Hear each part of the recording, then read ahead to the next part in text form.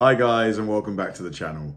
In this video, we're going to react to geography and culture facts to ruin your day. Now, I wonder what they mean by ruin our day in terms of maybe the sad nature of these facts. Maybe it's going to be stuff like the loneliest places in the world or the most isolated places in the world.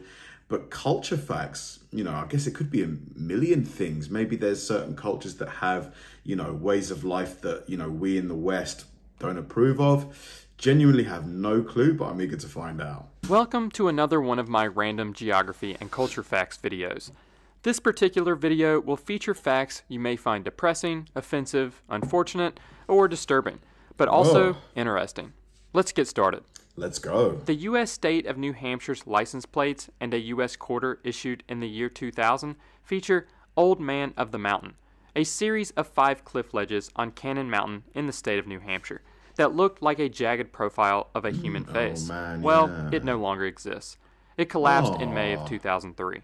Oh man. There is a psychological disorder caused by visiting Paris and having extreme disappointment because the city was not what they expected.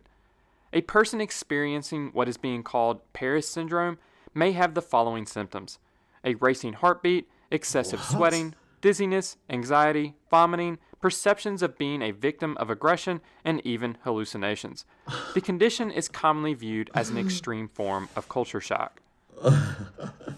You know what? That I don't know. A lot of people have said that to me. Although I've only visited Paris when I was a kid, and I'm eager to go again soon. But yeah, I've heard a lot that people go to Paris and they're like, they say that it's not very clean. I don't know. I can't really comment. I've not been there, recently. Have any of you guys been to Paris and were disappointed? Belgrade, the capital of Serbia, is located at the confluence of the Sava and Danube rivers, and at the crossroads of the Pannonian Plain and the Balkan Peninsula.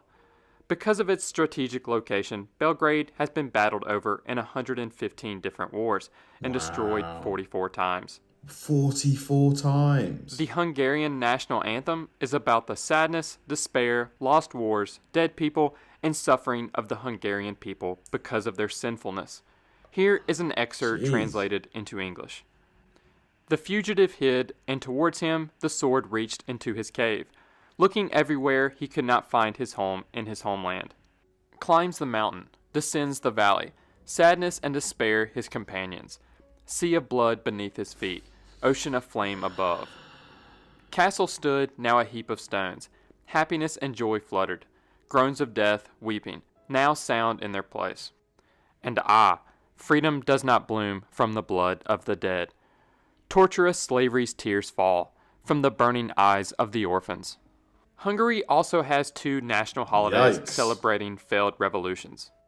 Finland has been ranked. My gosh, that was a bit moody, wasn't it? The French national anthem, actually, go on Google and type in French national anthem translated. I think you'll be surprised. For 6 years in a row as the happiest country in the world, but it's ranked in the top 40 countries in suicide rate. Lesotho has the highest suicide rate in the world. Billings, Montana has the highest rate of depression in the United States at 31% of its 185,000 metro area population. 31%? Muammar Gaddafi, the leader of Libya from 1969 to 2011, had a strange obsession with former U.S. Secretary of State Condoleezza Rice. He referred to her as an African princess, had a song written for her called Black Flower in the White House, and he also kept a photo album filled with pictures of her. Wow, he was thirsty. He wanted a piece of rice. The architect of the Sydney Opera House left midway through construction, wasn't invited to its opening, and never returned to Australia. He died some 40 years later, having never seen his work. What happened? Incest is legal in 3 U.S. states, and one of them is not Alabama. They are Rhode Island, New Jersey, and Ohio. Though in Ohio, it's only legal when one party is not a parental figure. Denmark and Sweden hold the record for the most wars fought against each other since the 15th century, with 30. Speaking of wars, check out today's sponsor, War Thunder. War Thunder is of the 60 skills, premium account boosters, and much more. Of the 67 people who have served as president of Bolivia, 13 died by tragic means. though only 5 died in office. These deaths included a suicide, a helicopter crash, a lynching, one was killed in self-defense when he attacked a military assistant, and of course, assassinations. 8 of these assassinations were after leaving office. What's going on in Bolivia? In 2018, scientists analyzed a collection of photos and videos taken from 5,000 dives into the Mariana Trench, the deepest trench in the world. In these photos, which had been taken over the previous 30 years, they found plastics, nearly 90% of which was single-use, and the deepest was a shopping bag at around 36,000. Man, footage like this makes me sad, honestly. Look at all this plastic. And you can only imagine how much is left in the oceans, like causing like fish and other marine life to like suffocate and stuff. 1,000 feet, or 11,000 meters. The country of Tuvalu is expected to be completely lost to climate change, so it's looking to become a digital nation. Tuvalu would retain its maritime boundaries, and this would enable elections to continue to be held and government bodies to continue in their roles. Coconut palms are not native to the Caribbean.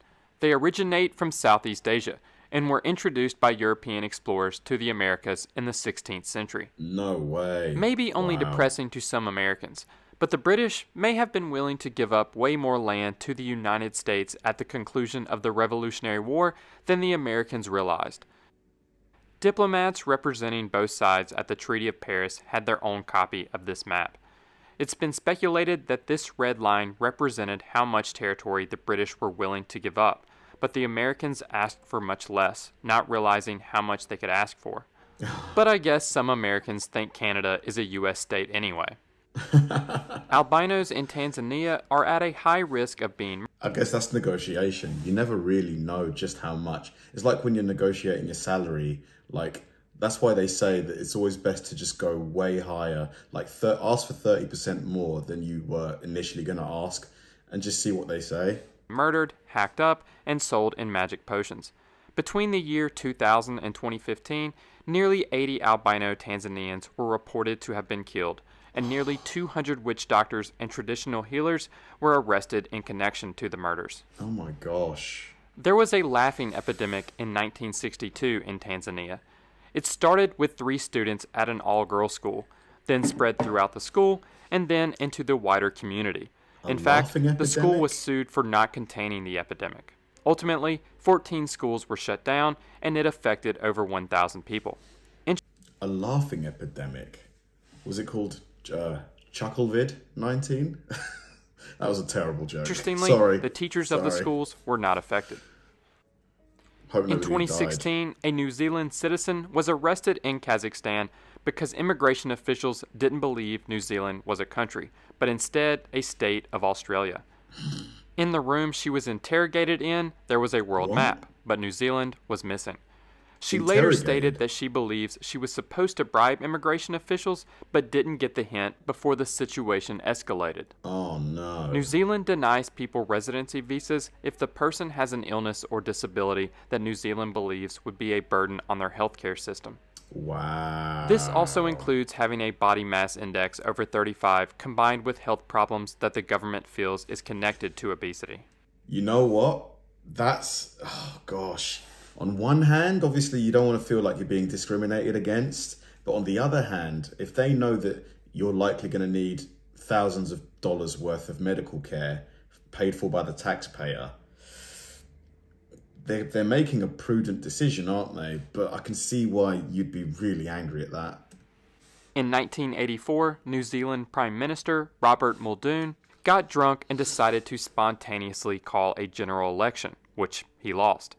This may not be surprising, given that in 1854, when the colony of New Zealand was granted self-government, the very first law passed by the very first members was enabling the consumption of liquor in Auckland's Parliament buildings. Canada had its own version of Jim Crow laws, which required many black children to attend segregated schools, blood transfusions were separated by race, and they allowed private business owners to refuse services to people from minority ethnic groups. In 1910, the country passed the Immigration Act, which permitted the government to prohibit the entry of immigrants belonging to any race deemed unsuited to the climate or requirements of Canada or of immigrants of any specified class, occupation, or character, effectively barring virtually all non-whites from immigrating to Canada. That's crazy. There are as many smokers in China as there are people in the United States. Hot thermal pools have killed more than 20 people in Yellowstone National Park. Bears have killed 8. You would be lucky to find a mammal in Everglades National Park in Florida, because an invasive species to Florida, the Burmese python, ate them all. No way. Estimates on the number of pythons. The pattern is beautiful though. Like on the snake skin. In South Florida range from 30,000 to 300,000. A suitable climate for pythons in the U.S. is expected to expand. There is an island in Florida named Crying Child Island. Oh my gosh. From the year 2000 to 2013, bees and other stinging insects caused 27 deaths in Australia. Snakes also killed 27 people. But out of all of the dangerous animals in Australia, horses killed the most people, at 74. What? How? A linguist studying Mimbabram, an Australian Aboriginal language, asked a native speaker some basic nouns to begin his study. This included the word dog. The man replied, dog. The linguist thought that maybe he misunderstood, or years of learning English had tainted his mother tongue. But it turned out that the languages had an almost identical pronunciation, and there is not believed to be any sort of relationship between the two languages. Wow. But Mimbabram is now extinct. Oh no. Over the past century, around 400 languages have gone extinct. That's about 1 every 3 months. Most linguists estimate that at least 50% of the world's remaining 6,500 languages will be gone by the end of this century. Jeez. Some put the estimate at as high as 90%. 90%. Despite its popular use in scams and pop culture, Nigeria hasn't had a monarchy since 1963. In 1965, Malaysia forced Singapore to be... Yeah, those scam emails, you know, from a prince offering you like a $13 million payment if you can just send him $50 to unlock the account. Independent against its will. According to Singapore's Prime Minister, this caused him to cry for only the second time in his life, the first being when his mother died. Oh gosh. And that's all for this video. Let me know in the comments... Oh man, the fact, the prediction that up to 90% of the remaining 6,500 languages will be extinct in just, 87 years, it's quite scary, isn't it?